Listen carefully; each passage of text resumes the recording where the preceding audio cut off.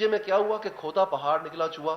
اسلام آباد میں press conference کرتے ہوئے لیگی رہنماؤں دانیال عزیز اور طارق فضل چودھری نے مخالفین کو خوب آڑے ہاتھوں لیا۔ دانیال عزیز کا کہنا تھا کہ الیکشن چوری ہونے کا منتر مسلم لیگ نون کی حکومت کے خلاف سازش کا حصہ تھا جس سے عمران خان آگاہ تھے، اسی لیے انہوں نے 35 پنکچرز کو خود ہی سیاسی بیان قرار دے دیا تھا۔ آپ مجھے یہ بات بتائیں کہ ادھر سے سنی سنائی بات 35 پنکچر والی کوئی سیمسن صاحب سے بریگیڈیئر صاحب انہوں نے کسی محفل نجی محفل میں بات کی، بعد میں بات کھل گئی وہ۔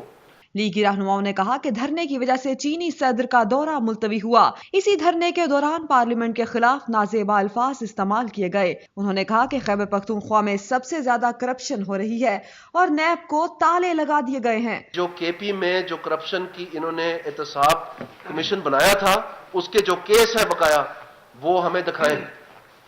جو کیس اس وقت انہوں نے روکے ہوئے ہیں وہ کس کے خلاف کیس ہیں، آئیں بتائیں قوم کو۔ وزیر مملکت طارق فضل چودھری کا کہنا تھا کہ دھرنے کے کزنز کا ایک بار پھر میل ملاپ ہو رہا ہے۔ پرانی باتوں کو دہرانے کا مقصد ان واقعات کو نئی سازش کے ساتھ جوڑنا ہے۔